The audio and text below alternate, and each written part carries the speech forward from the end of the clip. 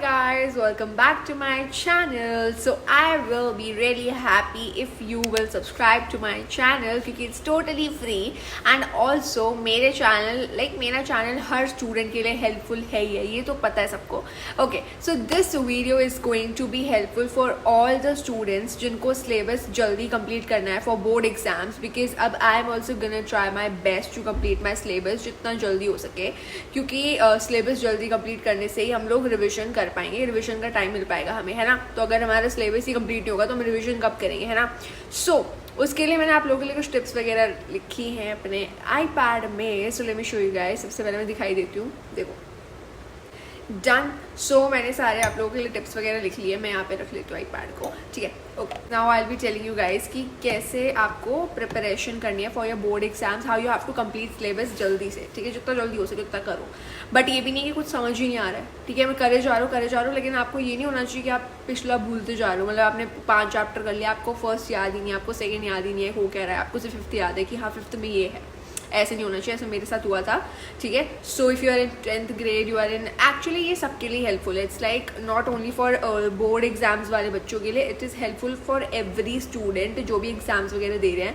मेरी ये वाली फ्लिक्स इतनी बकवास लग रही है ना, but please don't mind. Okay, so first thing is make a plan for your day, ठीक है. आप लोग कभी भी कोई भी चीज़ स्टार्ट करते हो उसके लिए सबसे पहले प्लान बनाओ, है ना, कि what you have to do in your day. आपने जैसे पूरा अपना लाइक सुबह you woke up, right, you did your every, मतलब जो भी हम लाइक चीज़ें करते हैं, you know, freshen up, brush your teeth, and अगर नहाना है तो नहा लो, अदरवाइज कोई बात नहीं, नहा तो हम लेट भी सकते हैं, ठीक है. सो लाइक आप जब भी स्टार्ट करते हो अपना day, like whenever you sit down to have your coffee और टी व्हाटएवर, तब आप सबसे पहले ब्रेकफास्ट करने से पहले just make a to do list. या तो आप ये काम रात को कर सकते हो, रात को, क्योंकि हमारा माइंड जो है बहुत यू नो वर्क कर रहा होता है, क्योंकि उसे पता होता है रात में कि हमने पूरे दिन में क्या किया. तो हमें एक वैसी वाली फीलिंग आती है कि हमने कितना अनप्रोडक्टिव डे रखा अपना, तो हम अगले दिन को ना डबल प्रोडक्टिव बनाने की कोशिश करते हैं. बट इतना भी मत लिखना कि आप पूरा ही ना कर पाओ, बिकॉज उससे डीमोटिवेशन होती है, ठीक है. डीमोटिवेशन बिल्कुल नहीं लानी है अपने अंदर. सो it's like make a plan for your day. पूरे दिन के लिए आप प्लान बनाओ कि आपको पूरे दिन में इतने चैप्टर्स करने हैं, और चैप्टर्स के नीचे ये लिख दो कि कंप्लीटेड रिवीजन. रिवीजन का भी आप लोगों को कॉलम बनाना है कि आप लोगों ने रिवीजन करी या नहीं करी, क्योंकि देखो revision is a very important thing. मैं ना BSc एग्जाम से पहले ना रिवीजन कर रही थी, तो अगर मैं रिवीजन नहीं करके जाती ना तो मुझे कुछ भी पॉइंट्स याद तो नहीं आते, मतलब क्योंकि ना क्या होता है, कीवर्ड्स होते हैं कुछ, है ना. तो अगर मैं कीवर्ड्स नहीं लिखूंगी एग्जाम में तो मेरे को मार्क्स नहीं मिलेंगे. मैं कुछ भी थोड़ी ना लिख के आ जाऊंगी. मेरे को कीवर्ड्स याद होने चाहिए कि हाँ ये कीवर्ड है, तो I need to remember everything कि मेरे को वही लिखना है. So it's like that. तो रिवीजन करना बहुत इंपॉर्टेंट होता है. तो रिवीजन के लिए भी आपको एक कॉलम बनाना है अपनी टू डू लिस्ट में, एंड टू डू लिस्ट में सबसे पहले यही लिखो कि आपको करना क्या है, ठीक है. आपने लिख लिया अपने 3-4 चैप्टर्स आपको करने हैं, ठीक है. बट वैसे लिखना कि आप कर पाओ. ये नहीं है मैथ्स के आपने 3 चैप्टर लिख दिए कि आप एक दिन में मैथ्स के 3 chapter complete. No, it's not like that. ऐसे नहीं हो पाता है, ठीक है. ऐसे क्यों नहीं हो पाता, क्योंकि देखो maths is kind of a subject जिसमें, मतलब if you have maths, I am telling you guys अपने 10th के एक्सपीरियंस से, ठीक है. Although I didn't got so good score, but I have some experience, so I am gonna share with you guys. So ऐसा नहीं है कि आप लोग क्या कर रहे हो कि 3 चैप्टर कर लिए मैथ्स के, क्योंकि हर एक चैप्टर में अलग कॉन्सेप्ट लगता है. सो ठीक है, अगर मैं मैथ्स को अकाउंट से भी रिलेट करूँगी ना तो इट्स लाइक ऑलमोस्ट सेम, क्योंकि मैथ्स में भी हर एक चैप्टर में अलग कॉन्सेप्ट होता है. And same goes with accounts, right. Accounts से भी हमारे हर एक चैप्टर में अलग कॉन्सेप्ट होता है एंड क्वेश्चन उसके बेसिस पे ही होते हैं, राइट. सो सबसे पहले मैंने आपको बता दिया कि थोड़ा रियलिस्टिक टू डू लिस्ट बनाना कि जो आपके पूरी हो सके, बिकॉज अगर पूरी नहीं होती ना तो बहुत डीमोटिवेशन मिलती है, जेन्युइनली बहुत डीमोटिवेशन मिलती है. मुझे तो, मेरे साथ तो हमेशा ही होता है. मतलब मैं इतनी अनरियलिस्टिक बना देती हूँ ना टू डू लिस्ट को कि मेरी पूरी नहीं होती है, और मैं भूल भी जाती हूँ कि अरे मैंने टू डू लिस्ट बनाई थी, ठीक है. ऐसे नहीं करना है. You need to take your to do list seriously, ठीक है. Second thing what you need to do, chapter start करने से पहले ना क्या करना है, watch every part of the chapter. अब जैसे if I talk about accounts में आप लोग बोलते हो कि आपको समझ नहीं आ रहा है. आपको समझ क्यों नहीं आ रही, क्योंकि आप क्या करते हो, वन शॉट देख लेते हो. वन शॉट में क्या समझ आएगा, वन शॉट होती है रिवीजन के लिए, कि आपको ऑलरेडी टॉपिक के बारे में पता है, but you just want to revise all the topics, right. One shot कभी भी हेल्पफुल नहीं होंगे if you are starting your chapter start कर रहे हो. सबसे पहले पार्ट 1 देखो. सुनील पांडा सर 5-6 पार्ट्स बनाते हैं हर एक चैप्टर के, 5-6 भी 10-11 बना देते हैं, ठीक है, कई बार. और हर एक जो पार्ट होता है ना, टाइम बंद देखो कि हमारे 2-3-4 घंटे लग जाएंगे. 3-4 घंटे लगेंगे, बट उन 3-4 घंटों के बाद जो फीलिंग आती है ना कि भाई, जो कॉन्फिडेंस मिलता है वो मिल ही नहीं सकता किसी भी चीज़ में, ठीक है। वो वन शॉट से तो बिल्कुल भी नहीं मिलेगा। अब क्या करना है, सारे पार्ट्स देखने हैं, पार्ट से एक भी मिस नहीं करना, ठीक है। हर एक पार्ट देखना है। सर का एक पार्ट देखने के बाद, जैसे अब आप चैप्टर 1 फंडामेंटल की बात कर लो, आपको फंडामेंटल रिवाइज करना है। चलो मैं रिविजन के बारे में बात करूंगी। If you are starting a new chapter, अभी तक आपने अकाउंट स्टार्ट नहीं किया, start with the chapter number 1। Sir के पार्ट देख लो, पार्ट 1 देखो, ठीक है। पार्ट 1 में सर ने बताया बेसिक्स ऑफ पार्टनरशिप, उसको नोट डाउन कर लो। उसके बाद उससे रिलेटेड जो क्वेश्चंस हैं पहले उन्हीं को प्रैक्टिस कर लो, क्योंकि TS लेवल में क्या होता है, हर एक टॉपिक से रिलेटेड 10 to 15 क्वेश्चंस दिए होते हैं, ठीक है। If I add up the illustrations and questions, back exercise questions, so it's like 10 to 15 या 15 to 20 questions हर एक टॉपिक से रिलेटेड गिवन ही है। तो इट्स लाइक आपने एक पार्ट देखा, एक पार्ट देखने के बाद क्या करोगे, अब आप क्वेश्चंस प्रैक्टिस करोगे, ठीक है। तो इससे क्या होता है, इससे आपको ना बिल्कुल हो जाता है, श्योरिटी हो जाती है एक टॉपिक की, हाँ ये टॉपिक मेरा कंप्लीट हो चुका है, अब इसको मेरे को वापस से प्रैक्टिस करने की इतनी ज़्यादा ज़रूरत नहीं पड़ेगी, ठीक है।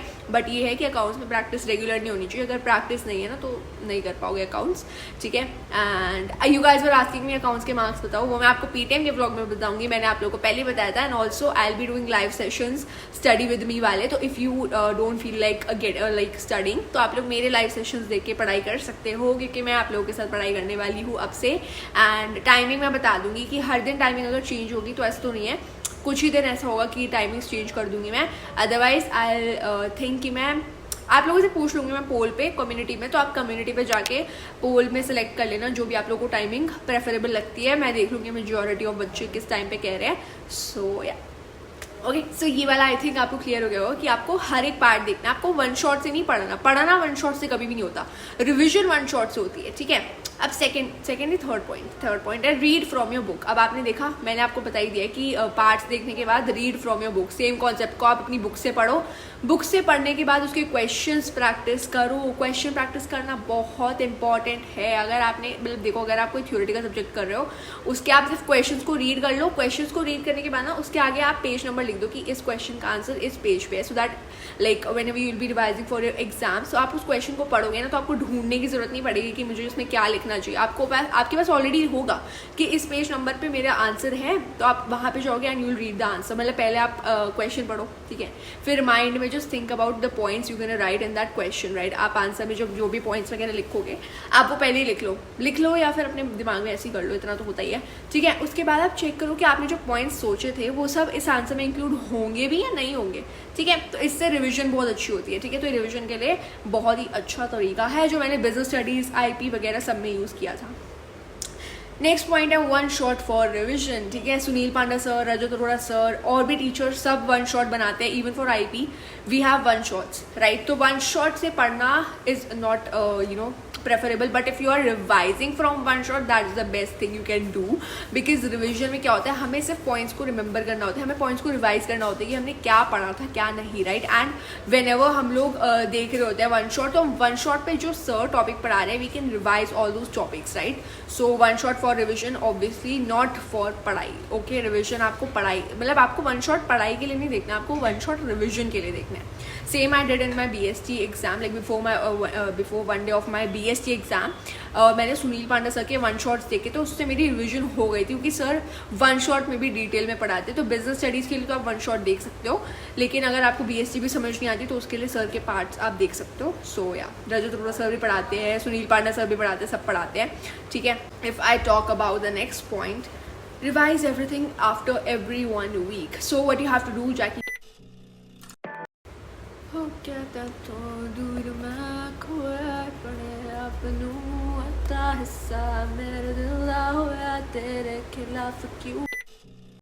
Okay, so next point is revise everything in every 1 week. मतलब आपने जो भी पढ़ा पूरे हफ्ते में वो आपको अपने अगले वीक में रिवाइज करना है, ठीक है। बिकॉज सी अगर आप रिविजन नहीं करोगे तो यू विल फॉरगेट, आप भूल जाओगे, ठीक है। मेरे बाल तो बकवास लग रहे हैं फिर से भाई,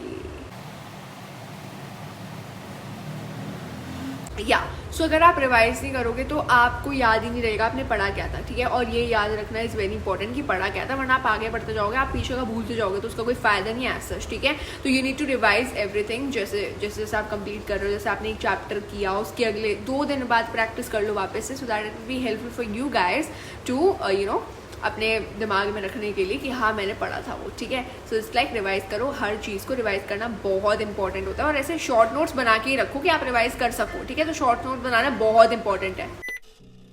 now the last point but the most important point, कि जब भी आप अपने नोट्स बना रहे हो उसमें इंपॉर्टेंट क्वेश्चंस वगैरह को लिख लो। बिकॉज क्या होता है ना, हम लोग क्या करते हैं, हम लोग आंसर लिख लेते हैं, आंसर लिखने नहीं होते, हमें क्वेश्चंस लिखने हैं, ठीक है। जिस भी टॉपिक से हमने जैसे रीडिंग करी, ठीक है, तो रीडिंग करते टाइम जब भी आपको लग रहा है कि हाँ यार ये टॉपिक इंपॉर्टेंट है, तो उस टॉपिक से क्या क्वेश्चंस बन सकते हैं, just write those questions in your notes, ठीक है। तो उन क्वेश्चंस को लिख लो, so that while revising your notes you will get to know कि हाँ ये इंपॉर्टेंट क्वेश्चंस है। और उस इंपॉर्टेंट क्वेश्चन के आगे just right the page number of your book, कि आपको पता चल जाए कि इस मतलब पेज नंबर पे इसका आंसर है, सो दैट रिवाइज करते टाइम ना आपके इंपॉर्टेंट क्वेश्चंस छूटे ना, क्योंकि क्वेश्चंस को रिवाइज करना बेस्ट होता है, पता है, क्योंकि क्वेश्चंस हमारे एज इट इज आ जाते हैं कई बार। तो एज इट इज क्वेश्चन आ जाता है ना, तो भाई जैकपॉट लग जाता है, बिकॉज फिर आपको पूरे मार्क्स मिलेंगे उस चीज़ के, ठीक है। So it's like that. And या ये लास्ट पॉइंट था। All the best for your exam, जो भी आपके एग्जाम्स आ रहे हैं, एंड इवन बोर्ड एग्जाम्स तो आ रहे हैं, हम लोग बोर्ड एग्जाम्स देंगे and we'll rock, I know, हम लोग सारे we'll rock and will rock together actually. So yeah best of luck for your exam. अगर कोई भी एग्जाम आ रहे हैं आपके, जो भी एग्जाम आ रहे हैं, सब एग्जाम्स के लिए बेस्ट ऑफ लक। एंड कल एक व्लॉग आएगा बहुत ही अच्छा, एंड बर्थडे व्लॉग भी 2-3 दिन में पक्का अपलोड कर दूंगी। I am so sorry for the delay, but यार बहुत कॉपीराइट इश्यूज आ रहे थे और उस पर, बट अब कोई कॉपीराइट इशू एज सच है नहीं, so don't worry about that. But vlog बहुत ही इंटरेस्टिंग फन है, ठीक है। And yeah, thank you so much for watching, thank you so much for all your support, like it means a lot to me, पता है। 9K soon, we are so close to 9K, although धीरे growth हो रही है, but कोई बात नहीं, धीरे धीरे ग्रोथ होगी तो it will be like it will be something that मेरे को रियलाइज होगा कि हाँ I have my people to support me, right? So it's fine अगर धीरे ग्रोथ भी होगी, कोई बात नहीं, but it means a lot to me। Thank you so much for watching, you guys are the best। and अगर आपने यहाँ तक सुन रहे हो मेरी बातें, तो you are the real one, ठीक है। Thank you so much for your support and love. Bye. I'll meet you guys tomorrow in my vlog. कल का vlog productive study vlog होने वाला है, so don't worry. And yeah, bye bye. एक और बात, लाइक कर देना वीडियो को, क्योंकि लाइक नहीं करते हो, लाइक कर दिया करो, ठीक है। बाय।